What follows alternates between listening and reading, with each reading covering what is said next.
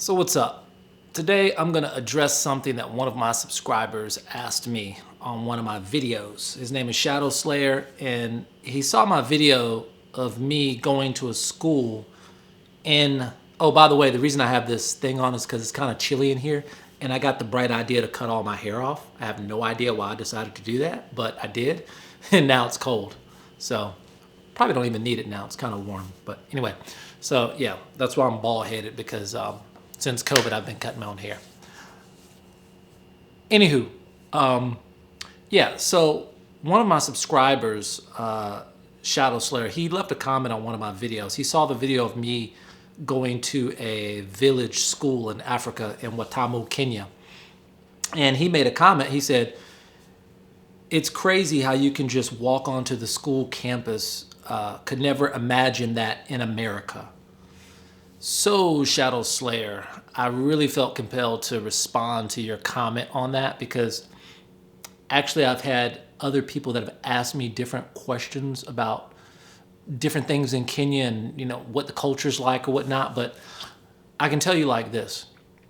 The reason that I was able, and I'll put a link in the description to the video that he's talking about. But the reason I was able to walk onto that school campus like that is because the reality is that in Kenya, and I don't know if it's like this in other parts of Africa or not, but they don't have the same kind of problems that we have in the US, you know?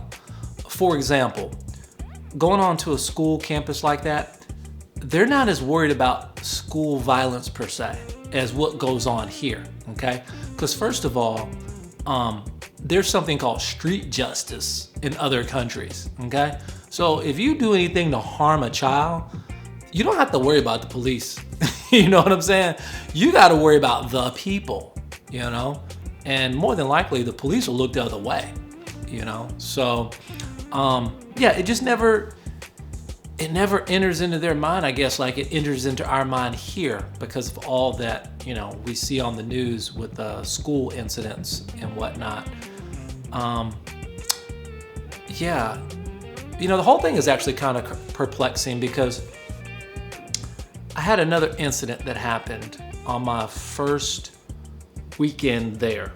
I was on a Saturday. I went to a place called, I think it was called Masai Market or something like that. It was in the CBD, downtown Nairobi. And I went to the market and, you know, walked around, you know, bought a few bracelets and stuff. And I hooked up with a girl that actually has a little shop there, and another young dude. We all kind of met, became fast friends, and we went out to lunch later that day. So as we were walking to get something to eat in downtown Nairobi, we were approached by a little girl. She couldn't have been more than, I would say, 5 years old, maybe. You know, maybe if that. She's about 5 years. I thought she was like maybe 4, but maybe 5 at the most. So a little 5-year-old girl, and she's selling bubble gum, like the Wrigley spearmint gum, those little packs of gum. She's selling the little packs of gum to us, you know, and she's all by herself.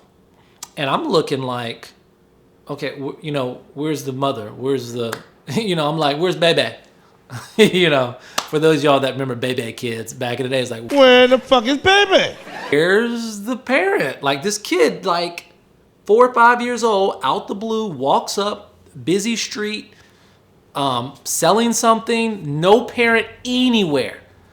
So I immediately kind of freeze, and I'm like, hey, you know, like, where's your, well, I don't speak Kiswahili, so, but I'm like looking at the people I'm with, because they were locals, and they spoke Kiswahili. And I'm asking them, I'm like, hey, you know, where's the parent? You know, we got to take this kid to, I don't know, the authorities, police, something. And I remember the girl that was with me, shout out to Mary. She was like, don't worry about it. Just come on, let's go. And I was like, don't worry about it. I was like, no, like this child is here by themselves. They're clearly in danger. And anybody that's from Nairobi or Kenya or whatever, you're probably laughing at me right now, but that's just something we don't see here. So it was just jarring to my senses. I couldn't get my head wrapped around it, and I could not leave this child. So the girl that was with me, she's like, look, trust me, the mother's somewhere around here, probably across the street watching, or, somewhere. Don't worry about it. You're not going to. And eventually, I listened to her, and we left the child. We went and had lunch. But, I remember it kind of still bothered me. I was like, man, I can't believe we left that child. And I kept talking about it, during lunch. And I probably started to annoy her after a while. But she was like, nah, don't. She was like, that happens all the time. And sure enough, I mean, on our way back to the market, we were approached by, other children. By the way, it's not that every child in Nairobi is out selling bubble gum or begging for money. That's not what I'm saying. But it's not an uncommon thing to see, okay?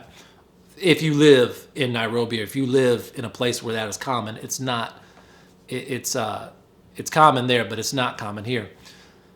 So later that night, I called a friend of mine. He's from Cameroon, and I was like, dude, I was downtown today, in the CBD, and a little kid came up trying to sell something, and the mother or the father, there was no parent around, and we left the kid and we just went and had lunch, and I was like, man, I can't even get my mind wrapped around that. And he was like, dude, and remember, he's from Cameroon, another African country. He said, what you have to understand is, in a lot of places, children are like children of the community. Like, nobody's gonna be messing with those kids like that. Again, anything is possible, but is it probable? Evidently not in some places in Africa. It's not very probable that that's going to happen. But he spent some time just trying to get me to realize that my train of thinking, where here people are overprotective about their kids everywhere because we got a bunch of psychos running around, a bunch of crazies, and that's the kind of crap you worry about in the U.S. That ain't the kind of stuff they worried about. They got other problems, but that ain't one of them. Like the Jay-Z song. I got 99 problems, but a ain't one. Hit me. So, yeah, I mean, I guess that kind of answers in a long, roundabout way Shadow Slayer's question about why, I was able to, go and visit a school and visit a young kid's school. Because people they're not going to be harming kids. If you do anything to harm a child, let's just say that's not something that a wise person is going to do, I will say that had it been here in the U.S., let me just put this in perspective for anybody that's listening in Africa or any place else where this is, a little bit more common for a child to be walking around unattended at that age. If that were to happen here in the U.S., if people saw what looks to be a 5-year-old, 6-year-old, whatever, little child, little girl walking around, no parent, you know how many people would stop their cars, get out. I mean, it would not happen that child would be left. Now some might argue, well, Elliot, it depends on what color the child is. There may be something to be said about that. I don't know. But I would like to think, for the most part, people would really stop. And, yeah, I mean, you can't even leave your dog in a hot car here without getting in trouble. So you're not going to see too many children at that age completely unattended like that. It just doesn't happen. I mean, yeah, I really had a hard time leaving that kid. I mean, it's just because my brain is not programmed to accept it, that way. It wasn't programmed to accept it at the time. And, yeah, I can tell you, I saw some things that really, for me, it's probably just an everyday thing for somebody in Nairobi or something, or in Kenya or wherever. I saw things that were just everyday things that like literally, like at night, like brought tears to my, like I teared up, you know what I'm saying? And a lot of y'all probably laughing like, oh, you teared up. No, seriously. I don't cry about anything. Like the last time I probably ever almost, that was very close to crying was when my mother passed away 25 years ago. I almost cried at the funeral, but I kind of like choked back the tears or whatever for some reason.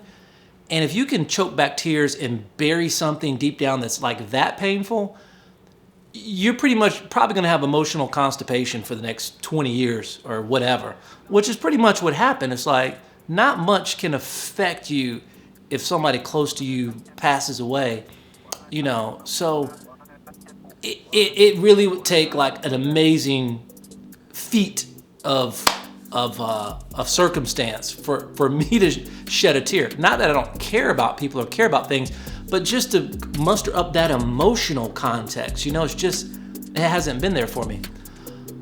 But after I went to Kenya, by the way, Kenya is an awesome country.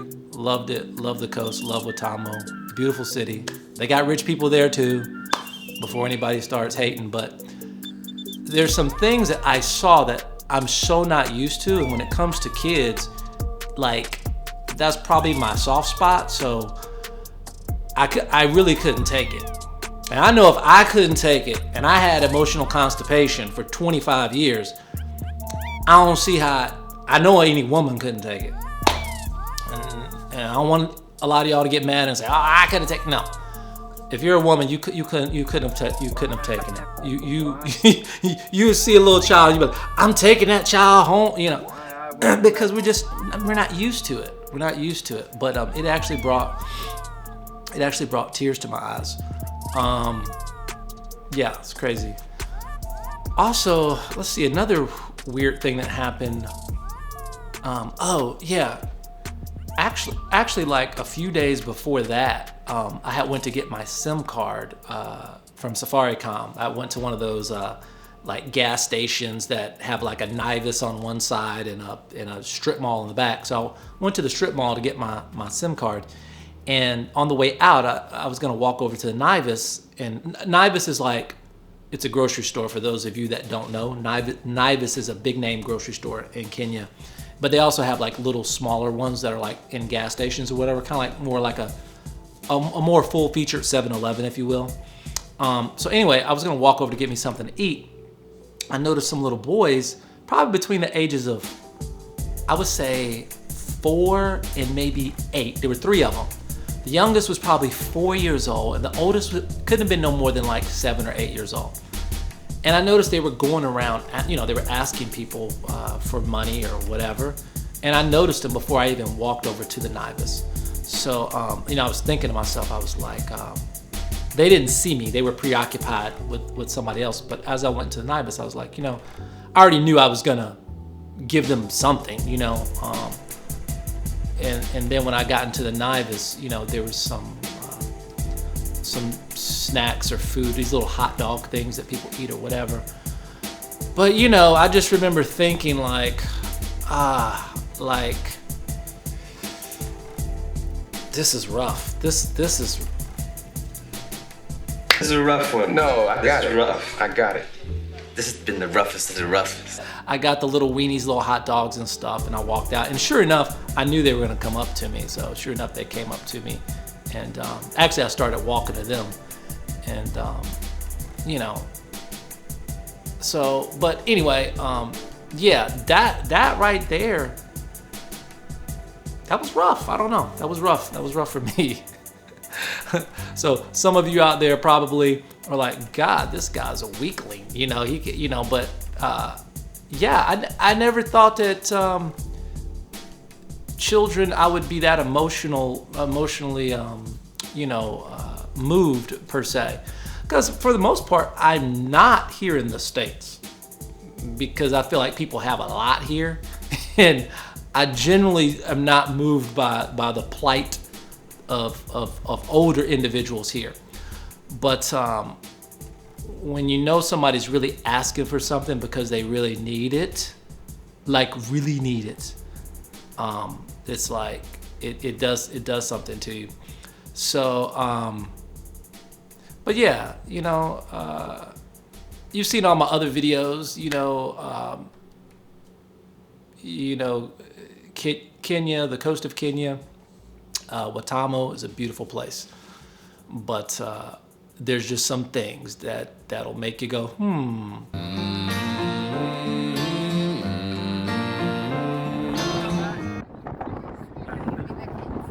Okay, with the kid, yeah, bring your kid, yeah. So what else? Okay, so I answered Shadow Slayer's question.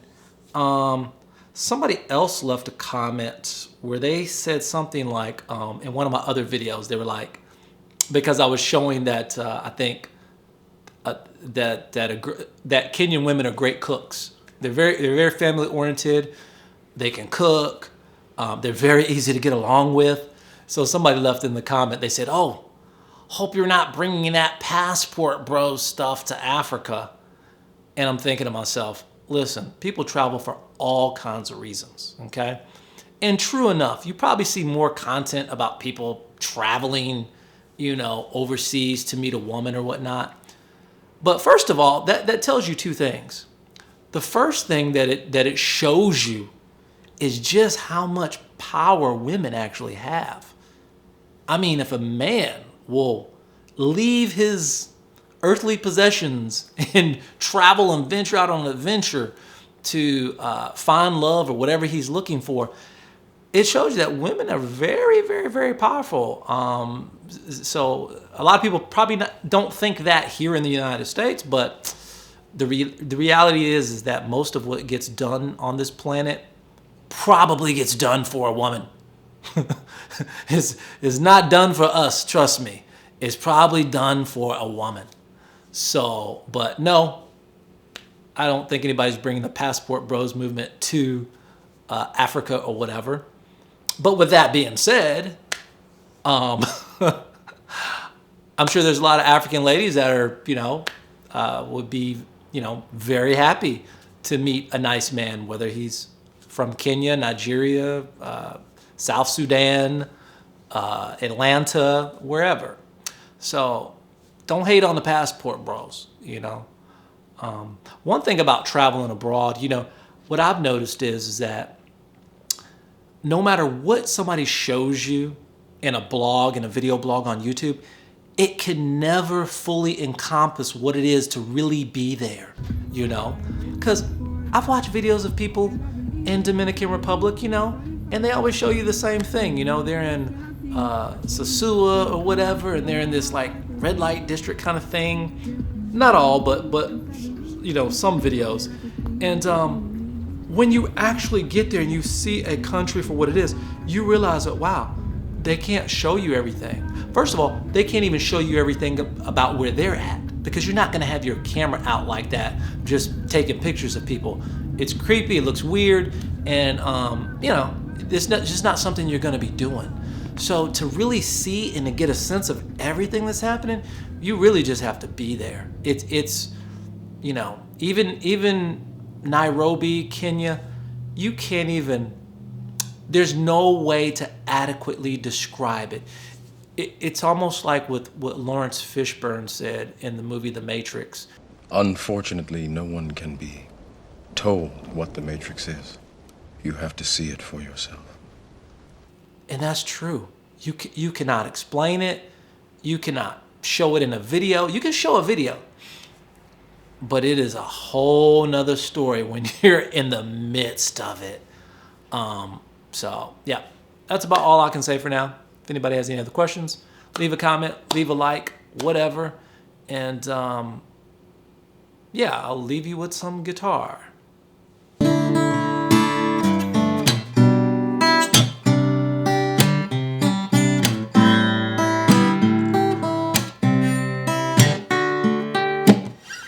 Anyway, that's a little more than words by Extreme.